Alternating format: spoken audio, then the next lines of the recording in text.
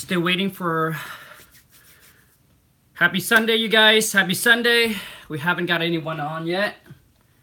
We're picking the winner today.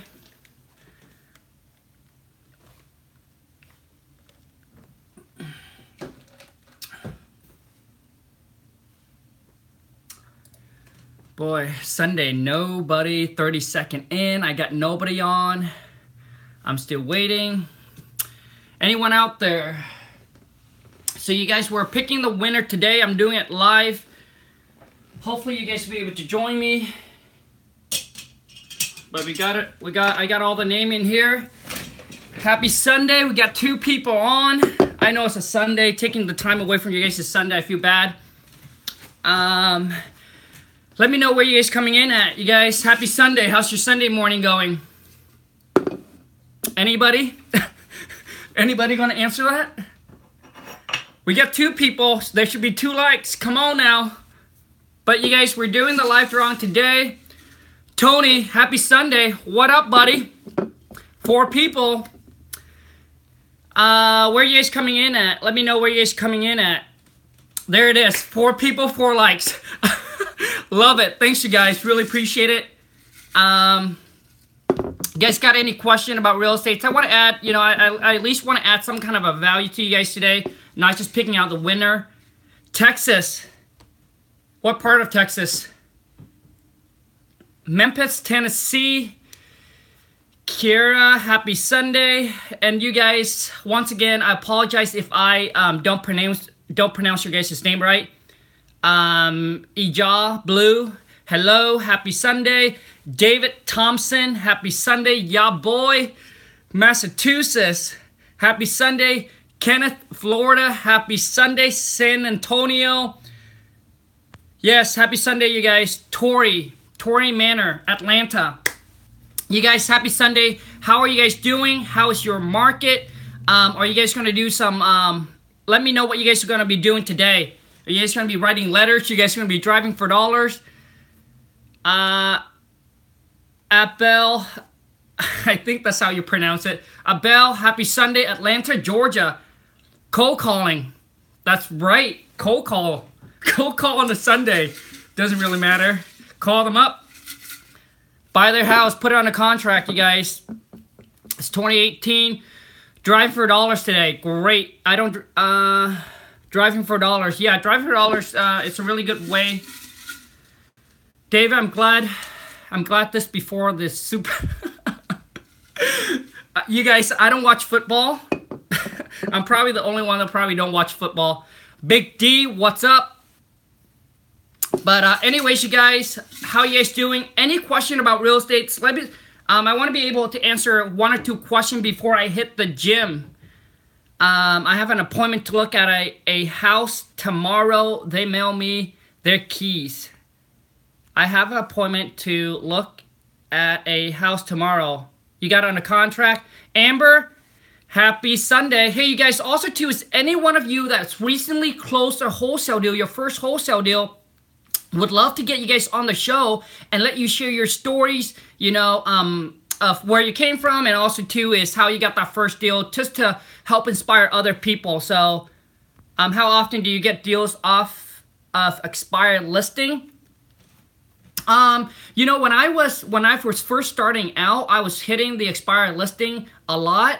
We don't right now. I have more right now. I spend more of my time just connecting with agents, or just building up my buyers list. As far as expired listing, I do have a VA that does those cold call for me, and also too is we do have somebody that actually we pull all the expired and then we send it into Go Big Printing, and what they do is they just automatically send out the letter for us. I used to have to sit there, pull up all the expired, and then handwrite it myself.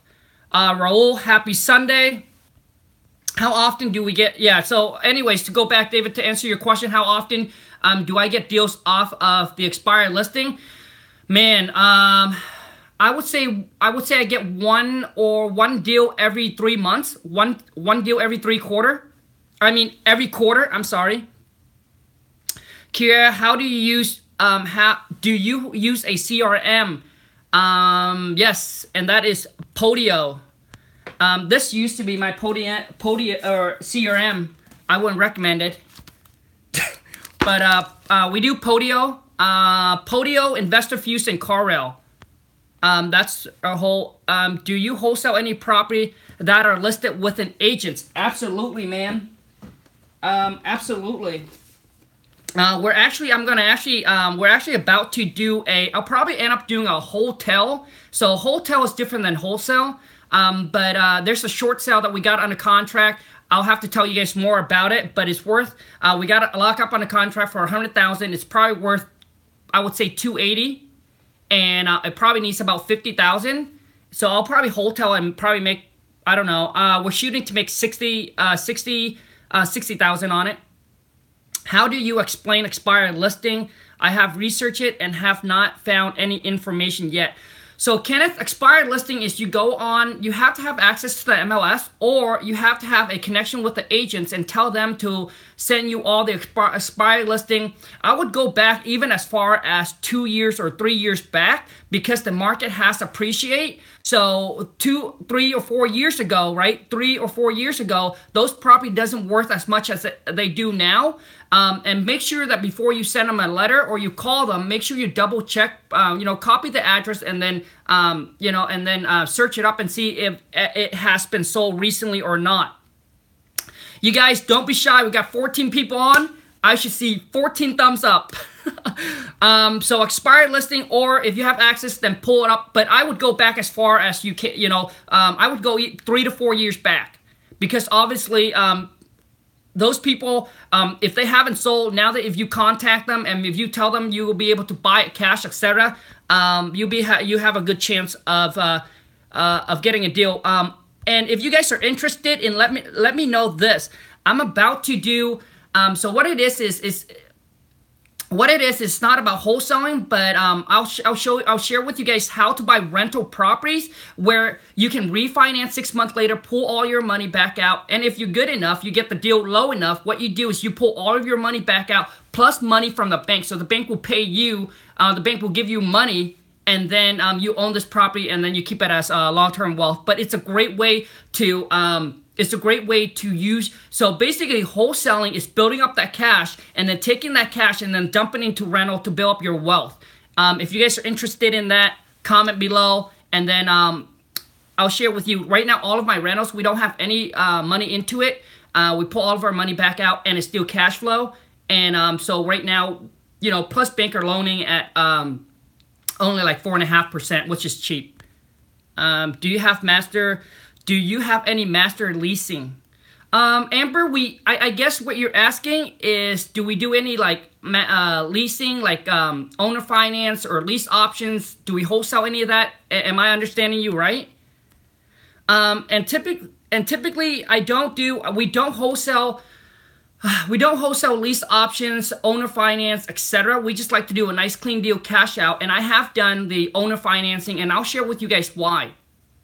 Because a lot of times you have to do the paperwork really, really right. But even if you do it right, there might be an issue where, let's say if you got a owner contract deal and you wholesale that owner contract to another buyer, but if that buyer doesn't end up paying that seller, what's going to happen? Okay, so I had this issue came up. I did an owner finance with a guy. I trust him. I trust him. He came down. He made the down payment with the seller. So the owner was going to hold it. The owner going to do a 1-year financing on it, and then after that, he has to be able to either sell the property, refinance it, but cash the seller out. Well, I trust the guy. A lot of times you can trust that person, that buyer. If you're going to wholesale lease options, owner finance, etc. Now, I'm just giving you guys my opinion. That's not my expertise, right? That's not my expertise where I deal with that. So this is just my personal opinion. There's probably people out there that this is what they do is lease options, owner finance, master leasing, etc. And those are, if you are into that, then you probably want to follow those guys. But I'll give you guys kind of my opinion why I don't do that. And the reason why, you guys, is even when you wholesale that kind of deal, you have to be able to trust that buyer, right? Because that buyer now is representing you. So they have to make their payment. You don't know what's going to go on with them. You just don't know what's going to... you don't know what's going to happen with that buyer. There might be, you know, he might get into a divorce, finance issue might come up, etc. And then if he defaults, it go back to you. You have to deal with the seller. I have one incident where the seller said, hey, Khang, you know what? That property, you guys supposed, you know, your partner is supposed to refinance, cash me out. He been making payment, but it hasn't been cash out. I need it to be cash. I need to be cash out. And he said, Khang, within the next 30 days, if you guys don't cash me out, I'm going to go to the attorney. I'm going to pull you in. I'm going to pull everybody in because I'm going to pull everybody that is connected to this transaction in. And I don't want that headaches, you guys. So I like to do a nice, clean deal. And this is the guy that I really, really trust. He's an agent. He's an investor. He's been in the business for a long time. But sometimes things just come up, and you know, and things happen. So I don't want to be attached into any of that. But I know that there's ways that you can protect yourself. That that things like that won't happen. But I just like to do it clean. I just like to do it clean. I had to come up. I just don't want to have a headaches of that, and then it's going to tear me, like it's going to slow me down, right? It's going to pull me down from, if I'm going to make 10 or 15,000 on that, and then if something happens, it's going to take, you know, if, you know, 6 months, a year, whatever the mess is. I just don't want to deal with that. So I just like to do it nice and clean. The seller gets paid off, the buyers get the property, they do whatever they want, and the seller's off. I don't want to be attached to it at all after closing. So that's kind of my opinion. But like I said, if you are into that, probably the best way is the best way is to go to people that does that, all right? That does that, they'll teach you the in, the out, and everything like that. But I just want to share with you my opinion of why I don't do it. And I did it, and that's why, and I did it, and things like that comes up, and I just don't want to be involved. You're a buyer in that state. Let me see here. Any other question, you guys? If you have a real estate agent find a buyer for you, do you give them a flat rate, or it depending on how much the profit you make? Ask them. Ija Blue, ask them. The best way is to ask them. All right, you ask them first of how much they want. Typically, my gosh, man, if you ask them, you'll be surprised. Some of these agents will be like, you know what, I'm just gonna send you a name of this buyer. You can chat with them. Just give me $1,000. Depending on, obviously, it's going to depend on your profit. If it's if your assignment fee was $1,000, obviously you can't pay him $1,000. That on that deal we made like $25, and the agent was asking $1,000 for it. But the best way is to ask them, and then you typically the normal agent would want 3% of whatever the asking price is. All right, but it's negotiable. Anything is negotiable. So if it's $100,000, the agents typically they say, "Hey, I want 3% of that," which is $3,000, right? So let me see here. Do you advertise a finder fees for other people to bring you deal? Absolutely. I said if they bring us a deal, we'll pay them a referral fee between $500 to $1,000 depending on the deal if we end up buying it. Yes. But you guys, when I first started out, I was talking to everybody at the store, everybody I meet, and at the time I was actually working at the mall. So man, I was talking about real estate all day long, which I didn't know a lot to talk about, but I was just asking random people about if they want to sell their house, etc., or they know anybody that wants to sell. So you got to be able to take action and put your name out there. Just start talking. Okay, you guys, let's do it. We got 17 people on, and you guys, thank you so much, you guys, for taking the time of your Sunday to join me live today. I'm going to pick the winner. Now, I want to make sure we're on the same page. So basically what it is I'll either be your assistant. So we're going to do 3 to 5 calls. I either be your assistant where the seller, I'll call the seller back, gather all the information from you, right? Do a little bit of negotiating, gather all the information from you, and then I'll send it to you, and then you can make the offer. Or I can be your purchase manager. Billy, happy Sunday. Or I can be your purchase manager where you gather all the information. I call back on your behalf or your company and make the offer to that seller, and hopefully we'll be able to lock it up on the phone. And the whole time we'll do a 3-way, so that way you can listen in to exactly what I say, how I say it, how I handle all the questions that the seller asks, etc. All right. But you'll be on, but it'll be a 3-way call. Here goes, you guys. So this is it. Let me see here. Here it is. Monica Grave. Monica, are you there? If you were there, comment. And I think I pronounced that right. Monica Grave. Graves. Congrats, Monica. You guys, I really want to get any girls out there have done their first wholesale deal or anything like that. I would love to get you guys onto the channel. We got a bunch of dudes already, so I would like to get some girls on there. Matt, Thailand, what up, buddy? There it is, Monica. Congratulations. Reach out to me. Leave me a comment with your email or shoot me an email. I'll leave a comment below, and then we'll connect, and then we'll chat a little bit about where you're at, and then all your deals, and then we'll make sure that we can connect, and then let's get you let's get you a deal going. Where would you suggest to hire your VA? For us, we have right now 4 VA. 2 of them, it's in the U.S. One of it's in Texas. Another one is actually in our local market. She is the purchase manager. The other 2 is in Philippines. How do you get in the raffle? Amber, you get in the raffle. It's over now, but you get in the raffle. There's one video that I started when we hit 1,000 subscriber. That I'll pick a winner to do that.